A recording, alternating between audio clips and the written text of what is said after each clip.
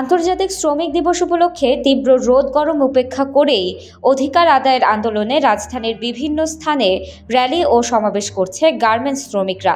বুধবার সকাল থেকেই জাতীয় প্রেস ক্লাব সহ বিভিন্ন স্থানে শুরু হয় এসব খণ্ড খণ্ড বিক্ষোভ মিছিল ও সমাবেশ।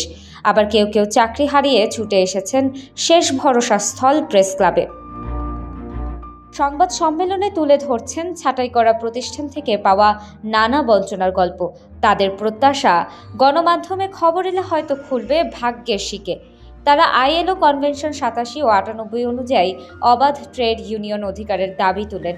এছাড়া বেসরকারি শিল্পের নারী শ্রমিকদের 6 মাসের মাতৃত্বকালীন ছুটি চালু, মজুরি আন্দোলন শ্রমিকদের বিরুদ্ধে করা সব মিথ্যা মামলা প্রত্যাহার চান।